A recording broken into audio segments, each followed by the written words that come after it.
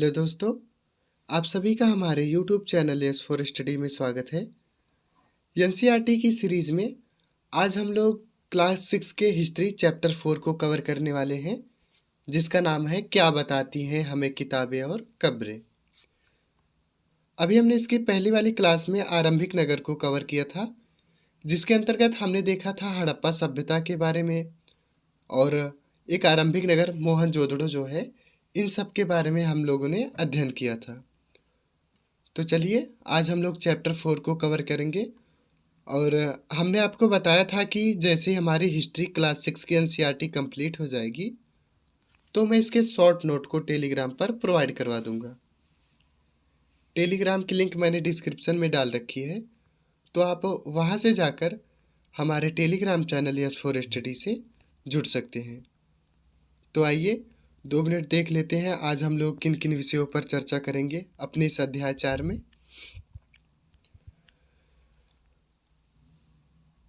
इस अध्याय में हम वेदों के बारे में पढ़ने जा रहे हैं, यानी कि ऋग्वेद, सामवेद, यजुर्वेद, अर्थवेद, इन सब के बारे में अध्ययन करेंगे, जो कि आपके सभी एग्जाम्स के लिए बहुत ही महत्वपूर्ण होंगे।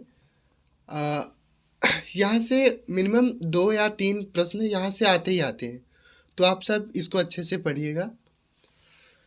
ये जो वेद होते हैं ये इतिहास के जानने के साहित्यिक स्रोत होते हैं। तो प्राचीन इतिहास जानने के जो महत्वपूर्ण स्रोत होते हैं, एक होता है हमारा पुरातात्विक स्रोत, फिर दूसरा क्या है साहित्यिक स्रोत, और एक होता है विदेशी यात्रियों के विवरण। तो आज हमारा पूरा फोकस जो है साहित्यिक स्रोत पर रहने वाला है, जिसमें हम एनसीईआरटी के अनुसार वेदों को पढ़ेंगे कि वेद क्या हैं, वेदों की संख्या कितनी है, तो इन सब चीज़ों के बारे में। तो चलिए चैप्टर की तरफ बढ़ते हैं। यहाँ पर सबसे पहले एक कहानी बताई गई है। ये जो चित्र आप देख रहे होंगे, ये एक स्टूडेंट है जो कि क्लास 6 में पढ़ रही है। इसका नाम है मेरी, जो एक बार पुस्तकालय में जाती है और वहाँ रखी अलमारी को खोलने का प्रयास करती है, जिसे देखकर टीचर इसको समझाने हेतु वेदों के बारे में और अन्य चीज़ों के बारे में बताते हैं। तो आइए देखते हैं हम लोग अपनी इस स्टोरी को। पुस्तकालय में मेरी। जैसे ही घंटी बजी, शिक्षक ने छात्रों को अपने साथ आने को कहा। आज वे पहली बार पुस्तकालय जा रहे थे। मेरी ने देखा कि पुस्तकालय उसकी कक्षा से काफी बड़ा था और वहाँ किताबों से भरे कई रैक लगे थे। तो ये जो स्टूडेंट है, ये जब किसी लाइब्रेरी में जाती है फर्स्ट टाइम, तो वहाँ जाकर इसको ये रियलाइज़ होता है कि लाइब्रेरी के जो कमरे बनाए गए हैं वह इसके कक्षा के कमरों से काफ़ी ज़्यादा बड़े थे, और जिनके अंदर मोटी मोटी किताबें भी रखी गई थी।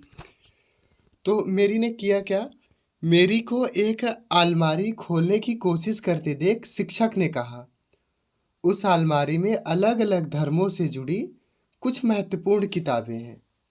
क्या तुम्हें मालूम है कि हमारे पास वेदों का भी एक संग्रह है?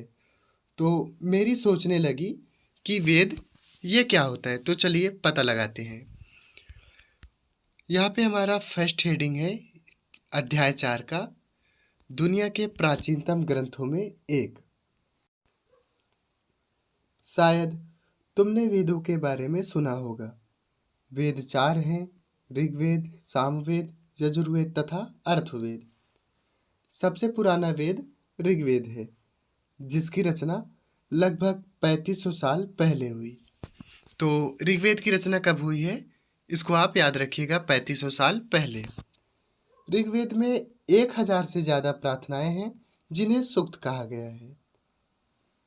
सूक्त को एक शब्द और कहा गया है प्रार्थनाएं, यानी परलौकिक शक्ति या ईश्वर से की गई प्रार्थनाएं।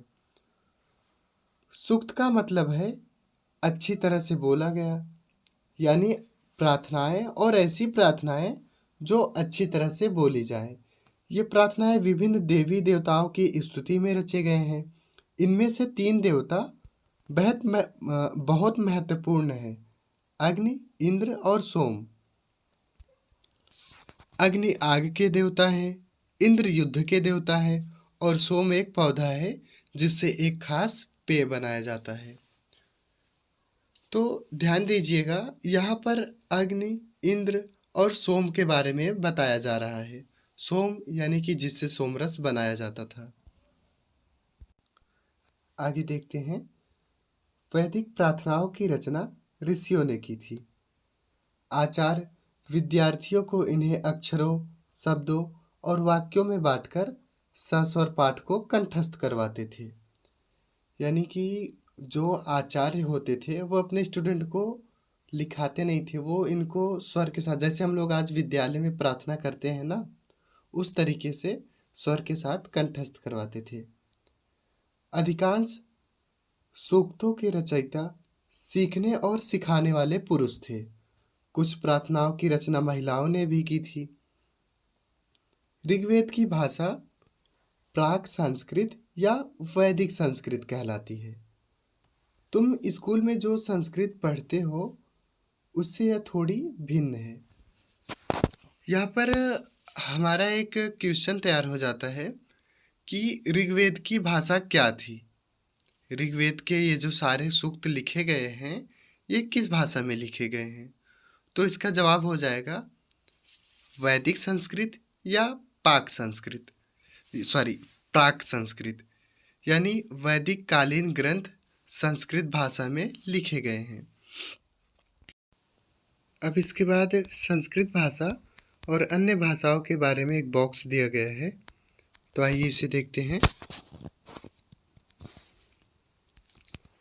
संस्कृत भाषा भारोपी भारत यूरोपीय भाषा परिवार का हिस्सा है।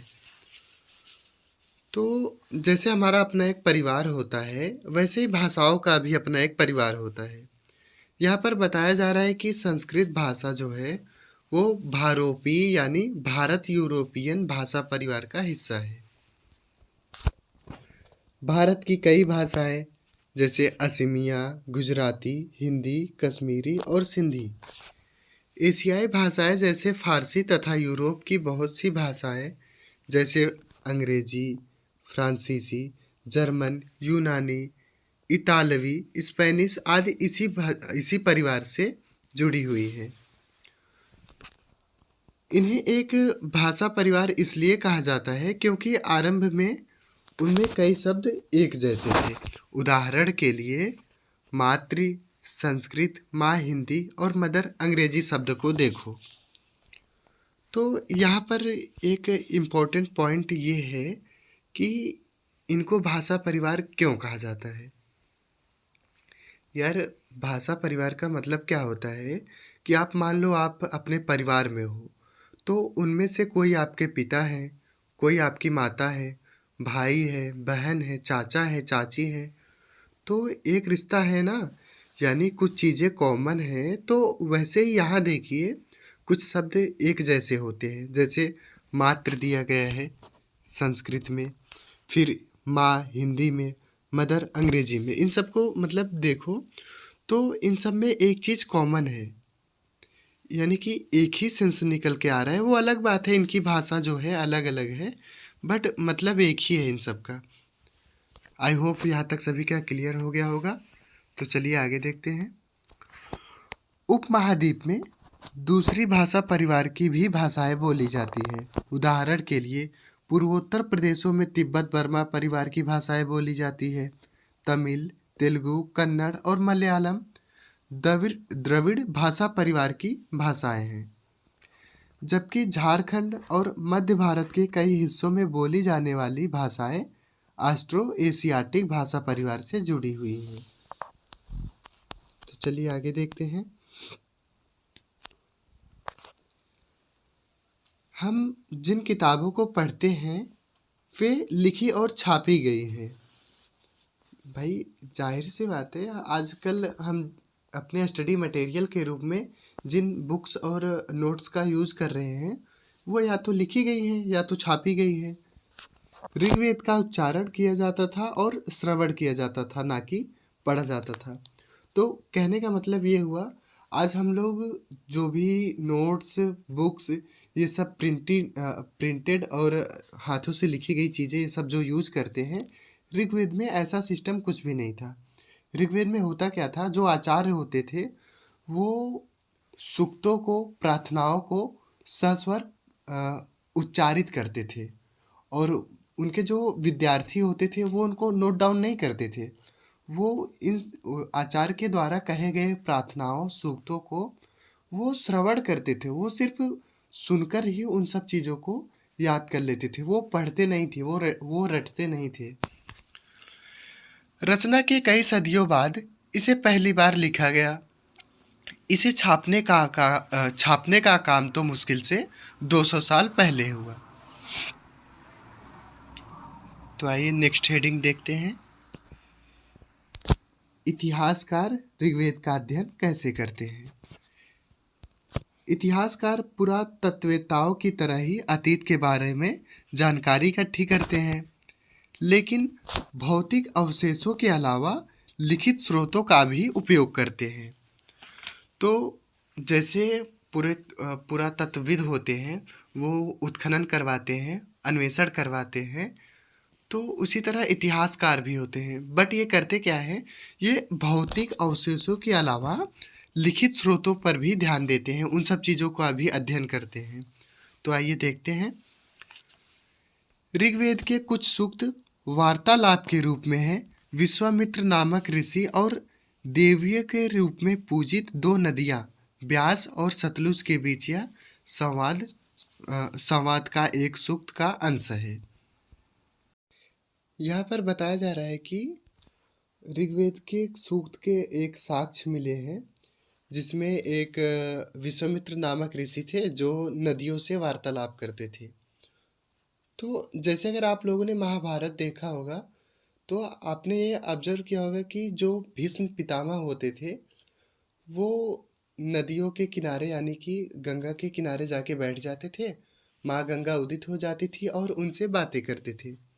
तो यहाँ पर भी वही चीज़ कहा गया है कि विश्वामित्र और दो नदियाँ ब्यास और सतलुज, जिनको देवी के रूप में मान्यता प्राप्त थी, उनके बीच में वार्तालाप ऋग्वेद में वर्णित है। तो चलिए आगे देखते हैं। यह एक साहित्यिक साक्ष्य है।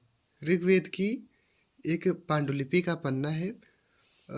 अभी हमने पहली कक्षा में चैप्टर 1 में बहुत ही अच्छे से समझाया कि पांडुलिपि क्या है। तो आप देख पा रहे होंगे, इसी साक्ष्य के बारे में हम बात कर रहे हैं। भुर्ज वृक्ष की छाल पर लिखी यह पांडुलिपि कश्मीर में पाई गई थी। लगभग 150 वर्ष पहले ऋग्वेद को सबसे पहली बार छापने के लिए इसका उपयोग किया गया था। ये जो पांडुलिपि है, यह लगभग 150 वर्ष पहले इसको छापा गया था। इसी पांडुलिपि को देखकर अंग्रेजी अनुवाद तैयार हुआ। यह पांडुलिपि पुणे महाराष्ट्र के एक पुस्तकालय में सुरक्षित है। ये जो आप देख रहे हैं, ये आज भी महाराष्ट्र के एक पुस्तकालय में सुरक्षित है। तो यहाँ पर एक क्वेश्चन तैयार हो जाता है कि ऋग्वेद की एक पांडुलिपि का साक्ष्य कहाँ से मिला है। तो आपने अगर ध्यान दिया होगा तो ऋग्वेद की एक पांडुलिपि का साक्ष्य कश्मीर में पाया गया है, मतलब कश्मीर से मिला है। तो चलिए नदियों और विश्वामित्र के बीच के वार्तालाप को देखते हैं। विश्वामित्र: हे नदियाँ, अपने बछड़ों को चाटती हुई, दो दमकती गायों की तरह, दो फुर्तीले घोड़ों की चाल से पहाड़ों से नीचे आओ। इंद्र द्वारा दी हुई शक्ति से तुम स्फूर्त रथों की गति से सागर की ओर बह रही हो। तुम जल से परिपूर्ण हो और एक दूसरों से मिल जाना चाहती हो। तो विश्वामित्र जी जो हैं वो नदियों से प्रार्थना कर रहे हैं कि वो अपना मतलब वेग जो है थोड़ा धीमे कर लें। वो उनकी स्पीड की बारे में बातें कर रहे हैं। तो नदियाँ कह रही हैं, जल से परिपूर्ण हम देवताओं के बनाए रास्ते पर चलती हैं। एक बार निकलने पर हमें रोका नहीं जा सकता। हे ऋषि, तुम हमसे प्रार्थना क्यों कर रहे हो? तो विश्वामित्र जी कहते हैं, हे बहनों, मुझ गायक की प्रार्थना सुनो। मैं रथों की गाड़ियों सहित बहुत दूर से आया हूँ। कृपा करके अपने जल को हमारे रथों की गाड़ियों की धुरियों के ऊपर ना उठाओ, ताकि हम आसानी से उस पार जा सके। तो विश्वामित्र जी जो हैं वो नदी पार करने के लिए नदियों से प्रार्थना कर रहे हैं कि आप अपने वेग को कम कर लीजिए। थोड़ा सा मतलब उनसे रिक्वेस्ट कर रहे हैं कि मैं उस पार जा सकूं, ताकि आप मेरे रथ की धुरियों के नीचे से आप आराम से निकल जाएं। तो नदियाँ कहती हैं, हम तुम्हारी प्रार्थना सुनेंगे, जिससे तुम सब सुरक्षित उस पार जा सको। इतिहासकार यह बताते हैं कि यह प्रार्थना उस क्षेत्र में रची गई होगी जहाँ ये नदियाँ बहती हैं।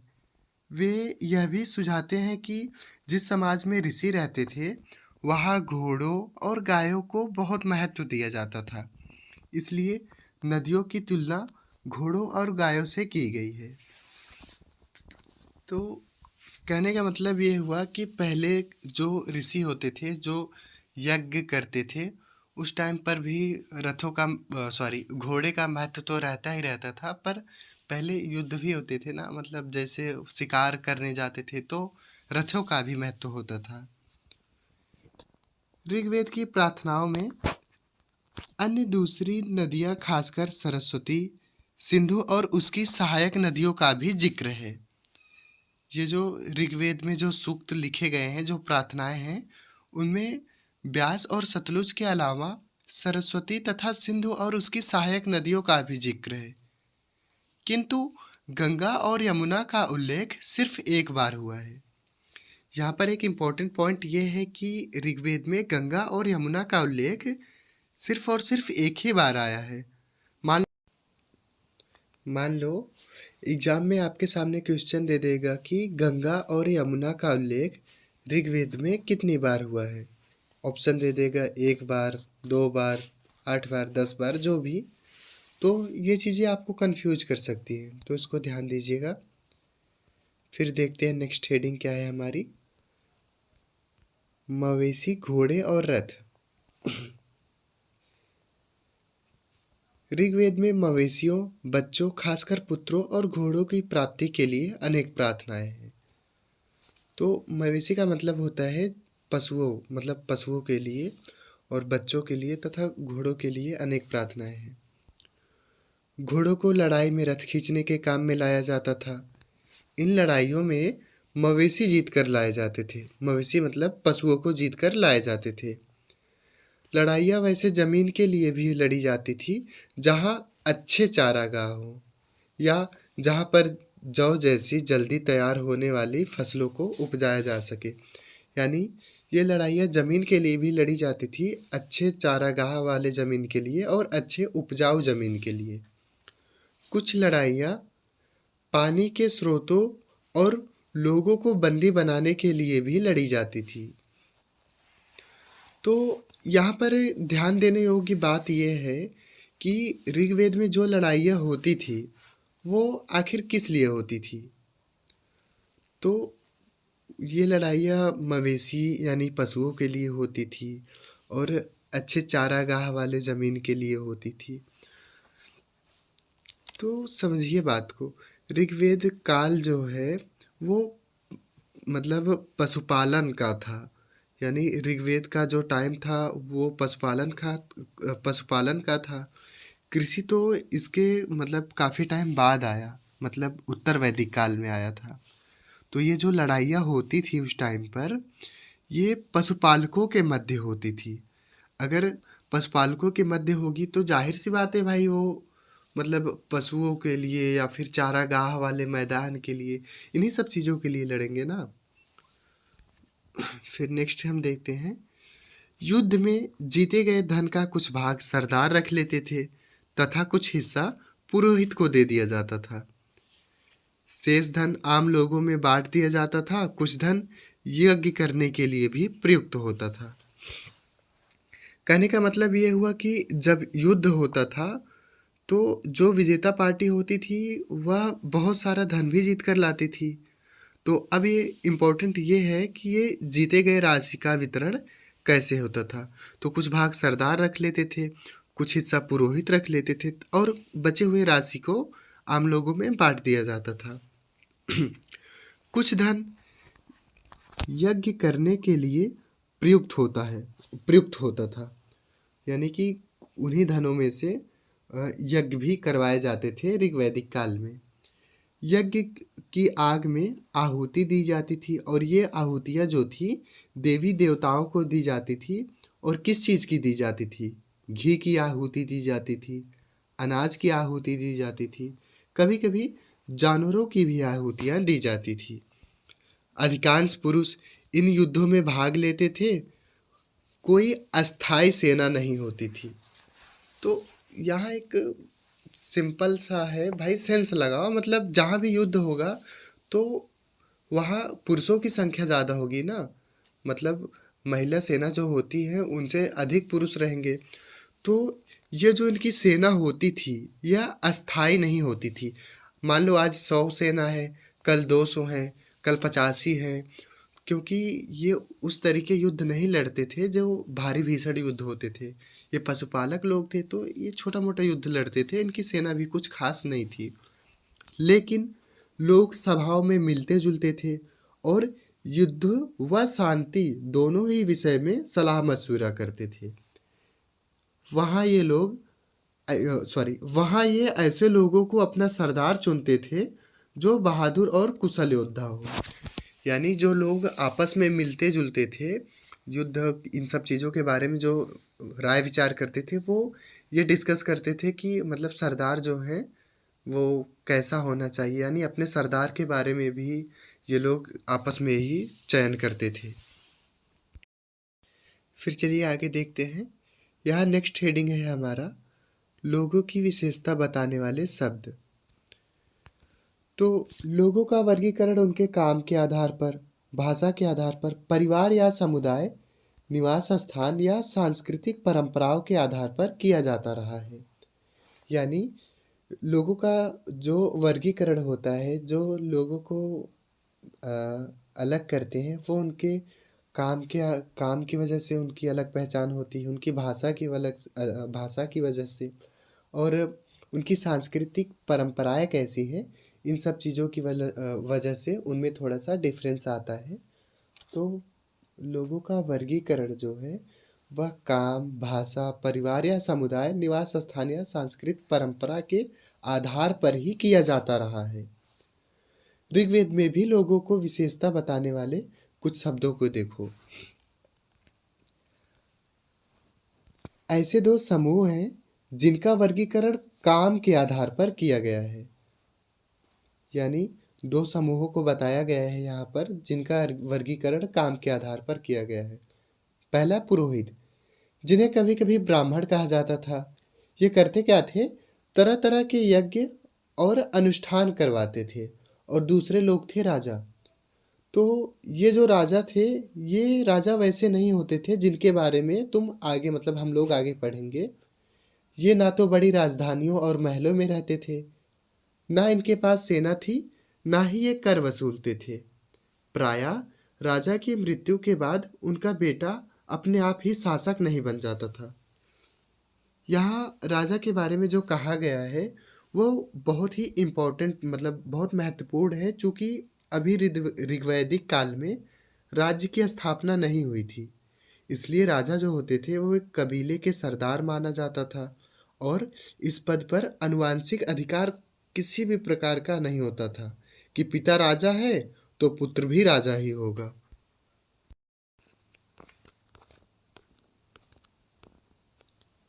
फिर क्या है?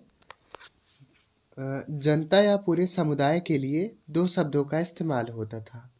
एक था जन, जिसका प्रयोग हिंदी व अन्य भाषाओं में आज भी होता है। दूसरा है विष, जिससे वैश्य शब्द निकला है। इस विषय पे तुम अध्याय 6 में नेक्स्ट अध्याय में हम विस्तार से पढ़ेंगे। तो यहाँ पर समझने की बात ये है कि यहाँ पे चीज़ तो वही हुई ना। फर्स्ट मतलब पुरोहित को ले लिया गया, सेकंड राजा को ले लिया गया, फिर थर्ड पे जन और फोर्थ पे विष लिया गया।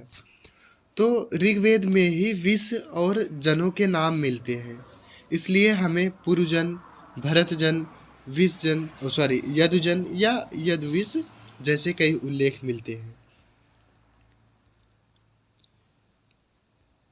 जिन लोगों ने इन प्रार्थनाओं की रचना की वे कभी कभी खुद को आर्य कहते थे। यानी जो वैदिक ऋचाओं के रचनाकार थे वे स्वयं को आर्य कहते थे और अपने विरोधियों को दास या दास्यु कहते थे। दास्यु वे लोग होते थे जो यज्ञ नहीं करते थे और शायद दूसरी भाषाएं बोलते थे। कहने का मतलब ये हुआ जो उनके मुकाबले स्थानीय लोग थे, अन्य लोग थे, उन्हें वो दास या दासियों कहते थे। यहाँ पर दूसरी भाषाओं का मतलब है कि वे लोग प्राक संस्कृत नहीं बोलते थे। तो जो लोग प्राक संस्कृत नहीं बोलते थे तो उन्हें भी ये दास या दासू कहते थे। तो इस तरीके से आप समझ सकते हैं। बाद के समय में दास या दासी शब्द का मतलब गुलाम हो गया। यानी आने वाले समय में बाद में हुआ क्या, दास और स्त्रीलिंग दासी ये जो वर्ड हुए इन शब्दों का मतलब गुलाम से लेने मतलब लिया जाने लगा।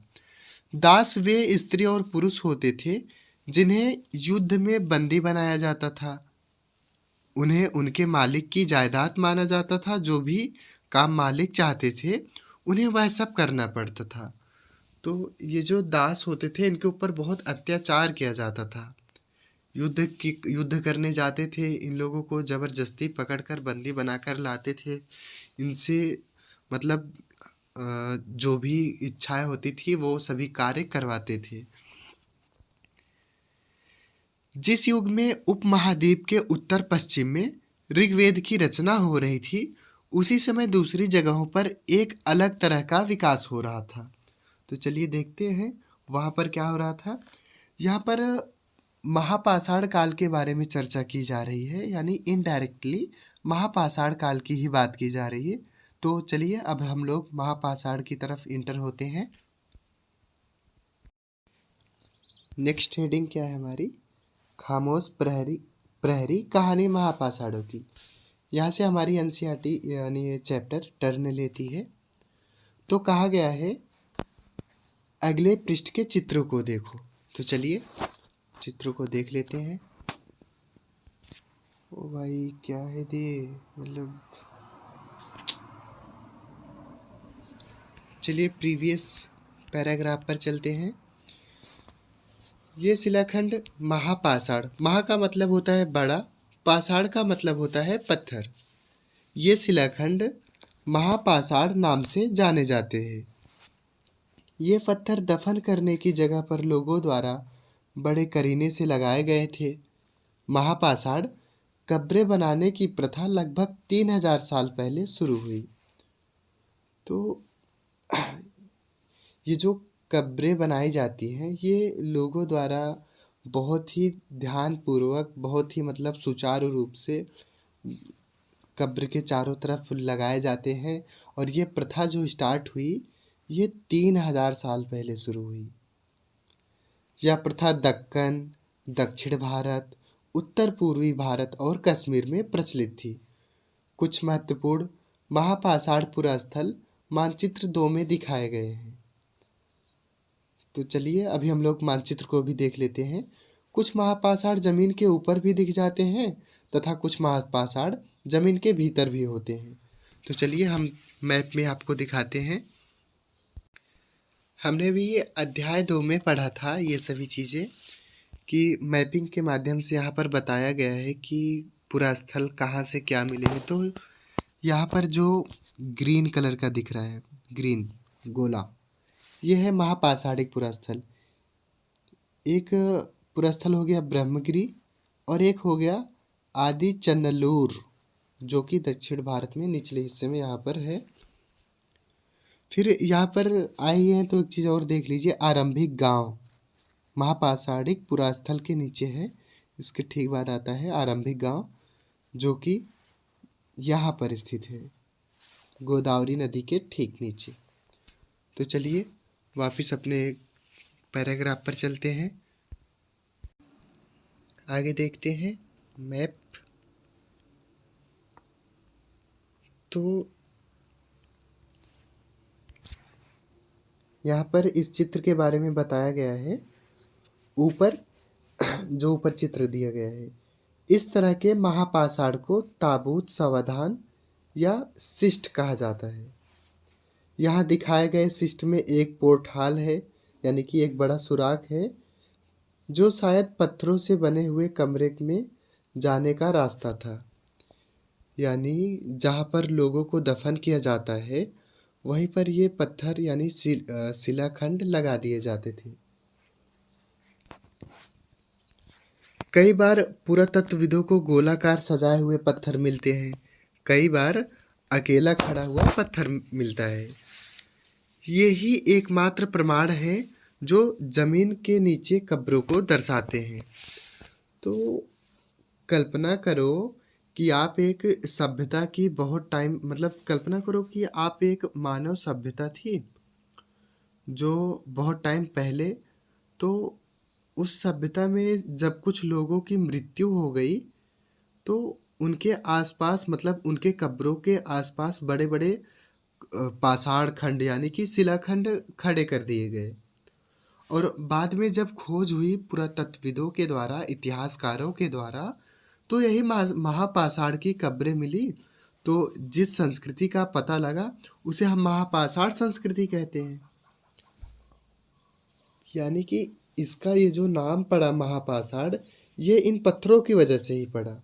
जब उन्होंने खोज की, बड़े बड़े शिलाखंड मिले, बड़े बड़े पाषाण खंड मिले, तो उन्होंने इन सब चीज़ों को देखा और इस संस्कृति का नाम ही महापाषाण संस्कृति रख दिया।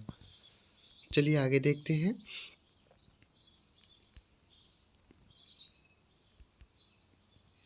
इन सब कब्रों में कुछ समानताएं हैं।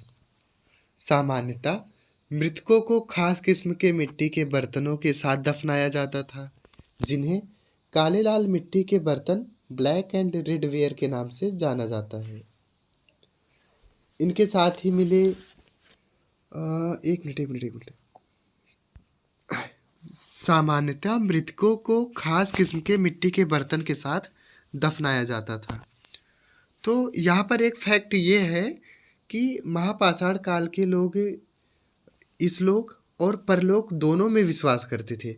जैसा कि अभी हम लोगों ने पिछले अध्याय में देखा ना सैंधव सभ्यता के बारे में, कि वो लोग भी जैसे मरने के बाद कब्र में बकरी वगैरह ये सब चीज़ें डाल देते थे। तो यहाँ भी वही चीज़ है, जिन्हें मतलब मृतकों के साथ खास किस्म के मिट्टी के बर्तन के साथ दफनाया जाता था। और दूसरा फैक्ट ये है, इनके साथ ही मिले हैं लोहे के औजार और हथियार, घोड़े के कंकाल और सामान तथा पत्थरों और सोने के गहने। तो दूसरा सबसे इम्पोर्टेंट फैक्ट ये है कि लोहे यानी लौह का प्रयोग जो हुआ वो इस सभ्यता से जुड़ा हुआ है। महापाषाण संस्कृति यानी सबसे पहले लोहे के औजार या लोहे के प्रयोग महापाषाण काल से ही देखने को मिलता है, क्योंकि इसके पहले हमने जब हड़प्पा सभ्यता और मोहनजोदड़ो, लोथल वगैरह ये सब जो भी चीज़ें हमने देखी, वहाँ पर जो भी धातुएं मिली, जो भी चीज़ें मिली, वहाँ पर लोहे का कहीं भी कोई भी जिक्र नहीं हुआ है। और महापाषाण में हमें यह साक्ष्य मिले हैं कि लोहे के वो लोग कुछ औजार बनाते थे, कुछ हथियार बनाते थे। ये हम ये कह सकते हैं कि लोहे का प्रयोग महापाषाण काल से ही हमें देखने को मिलता है। तो चलिए आगे देखते हैं चित्र। आप ये देख पा रहे होंगे, ये है घोड़े के लिए सामान, मतलब जो बाएं साइड ये दिया गया है, घोड़े के लिए कुछ सामान है। और फिर उसके बाद ये जो आता है, ये हो गई लोहे की कुल्हाड़ी, और उसके बाद ये हो गया एक कटार, चाकू। चलिए नेक्स्ट देखते हैं। नेक्स्ट हेडिंग है हमारी लोगों की सामाजिक असमानताओं के बारे में पता करना।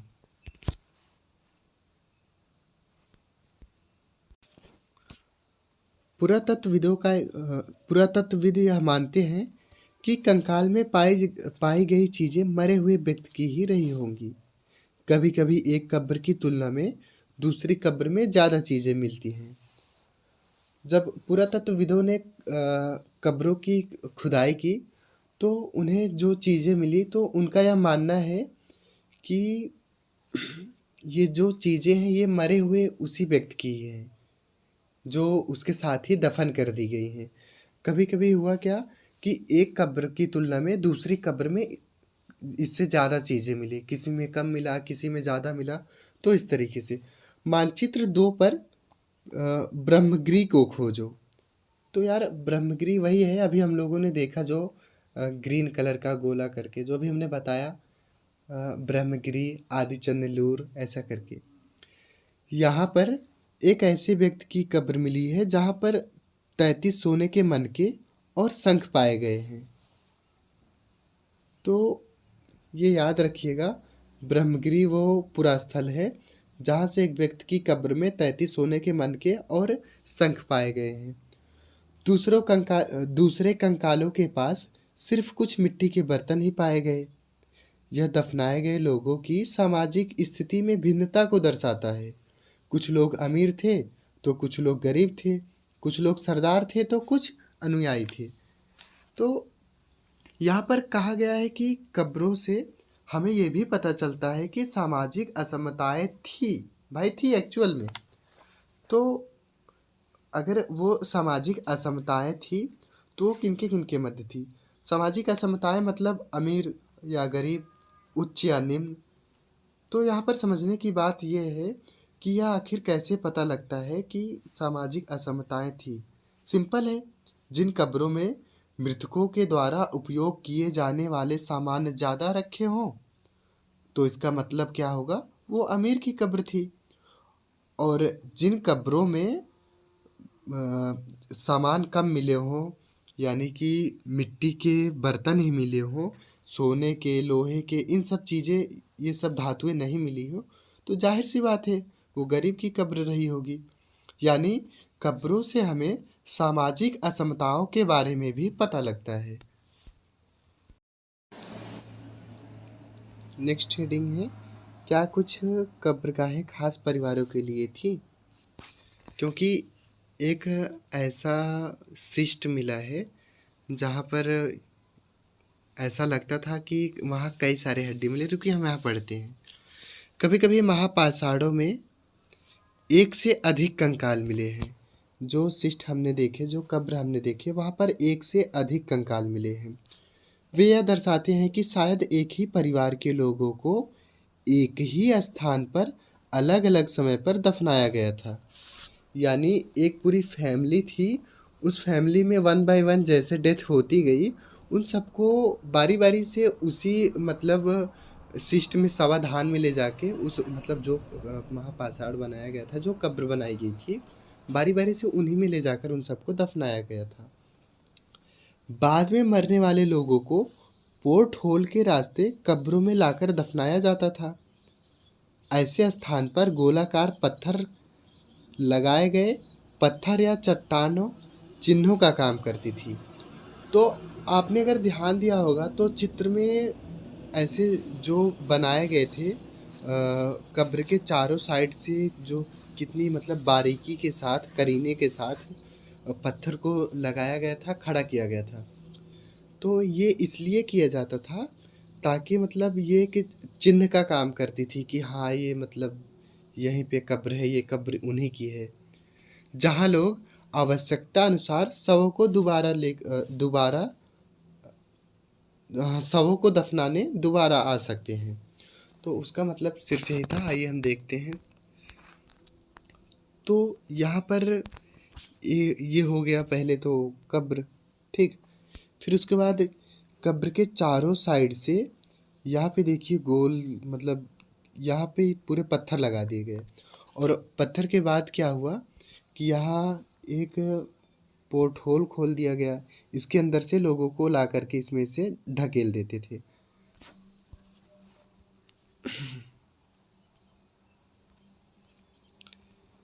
फिर नेक्स्ट हेडिंग है हमारी,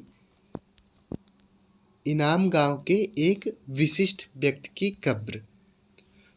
इनाम गांव वही मतलब अभी हमने जो देखा अध्याय 2 में जो मानचित्र दिया गया है पुरा स्थलों के बारे में, जिसमें बताया गया है, वहीं पर हमने महापाषाण के नीचे आरंभिक गांव में इनाम गांव को अभी हमने मार्क करके आया। आप या तो पीछे जाके देख सकते हैं या फिर चैप्टर 2 के मानचित्र को खोलकर देख सकते हैं। यहाँ पर कहा जा रहा है कि इनाम गांव को खोजो। यह भीमा की सहायक नदी घोड़ के किनारे एक जगह है।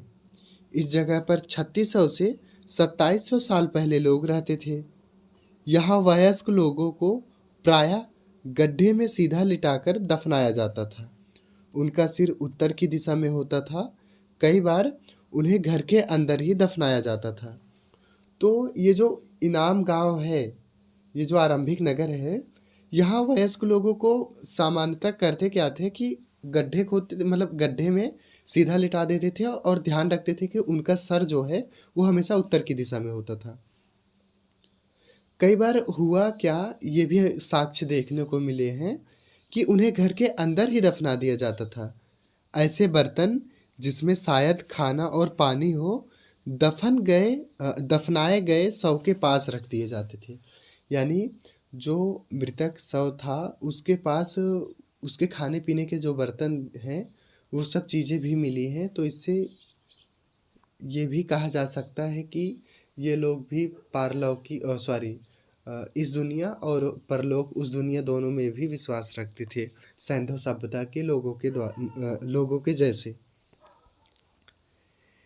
एक आदमी को 5 कमरे वाले मकान के आंगन में 4 पैरों वाले मिट्टी के एक बड़े से संदूक में दफनाया गया था।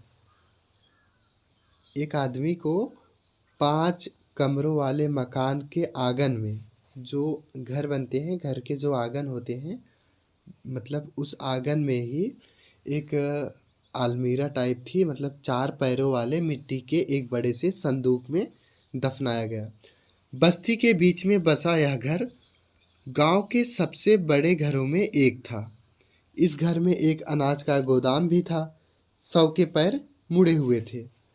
तो ये जो घर था ये बस्ती के बीच में था और यहाँ पर एक बड़ा सा गोडाउन टाइप, मतलब अनाज के गोदाम भी मिले हैं। तो यहाँ पे कहा जा रहा है, क्या तुम्हें लगता है कि किसी सरदार का शव था? तो भाई हो सकता है, क्योंकि उस टाइम पर भी सामाजिक असमताएं तो थी ही, अमीरी गरीबी तो थी ही। हो सकता है कि वो किसी सरदार का हो जो इतना, मतलब बस्ती के सभी घरों से ज़्यादा बड़ा घर बनाया है, साथ ही उसके पास एक अनाज के लिए गोदाम भी है। तो कुछ भी कहा जा, मतलब हो सकता है। तो यहाँ पर अगर आपसे सवाल पूछा जाए कि निम्नलिखित में से किस स्थल में विशिष्ट कब्रगाह के साक्ष्य मिले हैं, तो आपका आंसर हो जाएगा घोड़ नदी के किनारे इनाम गांव नामक स्थल से हमें विशिष्ट कब्रगाह के साक्ष्य मिले हैं। तो विशिष्ट कब्रगाह मतलब वही उसी की बात हो रही है, जो व्यक्ति जिसकी शव जो है बस्ती के बीचों बीच बनी है, जिसका घर बस्ती के बीचों बीच बसा है और 5 कमरे वाले मकान में, इसी की बात की जा रही है। तो चलिए नेक्स्ट देखते हैं, क्या बताते हैं हमें कंकालों के अध्ययन। तो प्रमुख पुरातात्विक स्रोत जो हैं वो क्या है? अभिलेख हैं, सिक्के हैं, स्मारक हैं, भवन हैं, मूर्तियां हैं, चित्रकला है और कंकाल हैं। यानी कि कंकाल भी पुरातात्विक स्रोत है। तो कंकालों के अध्ययन से भी पुरातत्वविदों को, इतिहासकारों को बहुत कुछ पता चलता है। तो आइए देखते हैं वो कैसे ये सब चीज़ें समझते हैं। तो हमारी हेडिंग है, क्या बताते हैं हमें कंकालों के अध्ययन। छोटे आकार के आधार पर बच्चे के कंकाल को आसानी से पहचाना जा सकता है। यानी कि आकार के आधार पर ये बच्चे का कंकाल है या पुरुष का कंकाल है, ये बड़ी ही आसानी के साथ पहचाना जा सकता है। लेकिन एक बच्चे और बच्ची के कंकाल के बीच कोई बड़ा फर्क नहीं होता है। मान के चलो, अगर एक छोटा कंकाल है, तो आप उसके साइज को देख के ये तो जज कर जाओगे कि हाँ यार ये बच्चे का है, ये किसी बड़े पुरुष का नहीं है। बट आप ये क्लियर नहीं कर सकते कि ये बच्चे का है या फिर बच्ची का ही है, मतलब लड़के का है या लड़की का है। क्या हम यह पता लगा सकते हैं कि कंकाल किसी पुरुष का था या किसी स्त्री का? कभी कभी लोग कंकाल के साथ मिले सामानों के आधार पर इसका अंदाजा लगाते हैं। उदाहरण के लिए, यदि कंकाल के साथ गहने मिलते हैं तो कई बार उसे महिला का कंकाल मान लिया जाता है। यानी कब्रों के साथ जो गहने मिलते हैं, जो भी चीज़ें मतलब कंकाल के साथ सामान मिलती हैं, उन सब के आधार पे लोग ये अंदाज़ा लगा लेते हैं कि हाँ, गहने मिले हैं तो ये महिला के कंकाल हो सकते हैं। लेकिन ऐसी समझ के साथ भी समस्याएं होती हैं। अक्सर पुरुष भी तो गह आभूषण पहनते थे। यानी पहले पुरुष के लिए भी तो आभूषण देखने को मिलते हैं, वो भी तो आभूषणों को पहनते थे।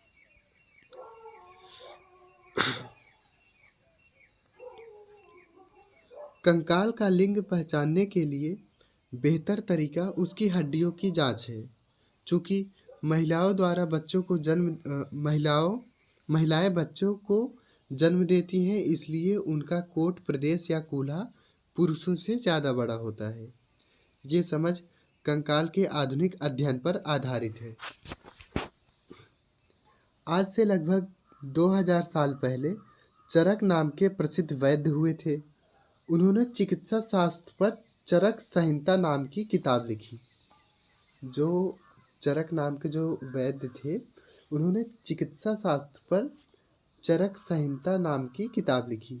वे कहते हैं कि मनुष्य के शरीर में 360 हड्डियां होती हैं, जबकि आधुनिक शरीर रचना विज्ञान की 206 हड्डियों से काफ़ी ज़्यादा है। यानी आज क्या होता है कि आज शरीर रचना में विज्ञान का ये कहना है कि मनुष्य की सिर्फ 206 हड्डियां हैं, जबकि चरक जी ने बताया था मनुष्य के शरीर में 360 हड्डियां हैं।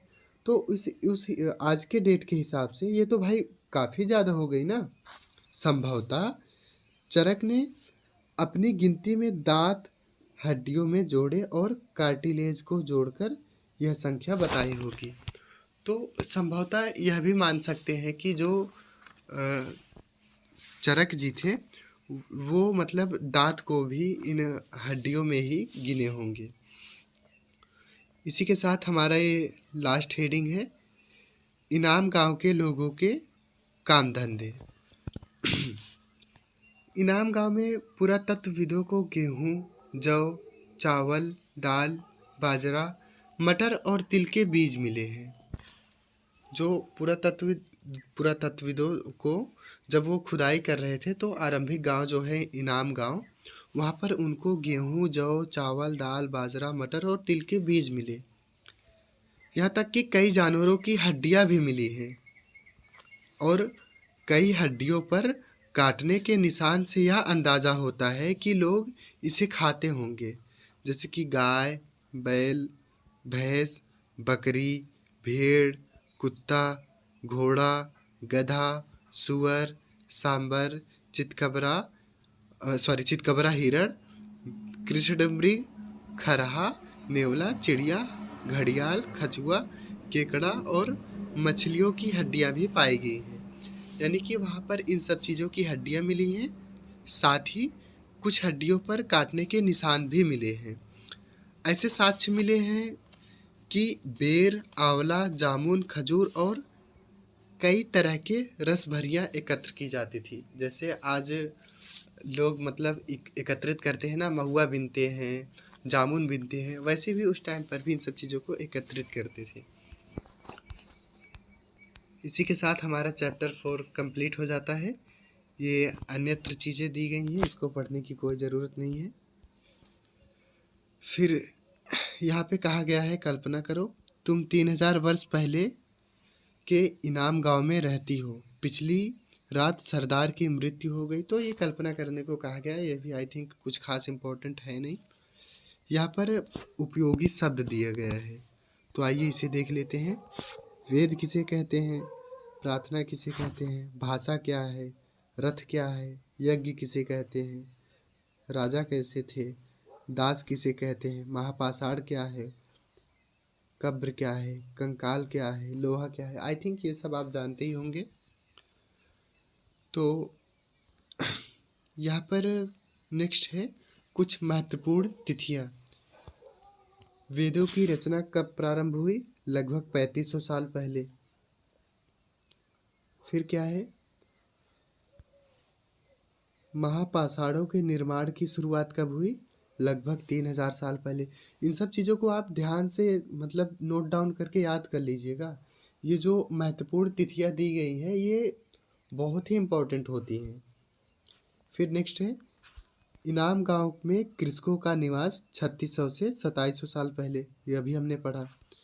फिर अब आते हैं हम लोग प्रैक्टिस क्वेश्चंस पर। तो यहाँ पर पहला क्वेश्चन दिया गया है निम्नलिखित को सुमेलित करो।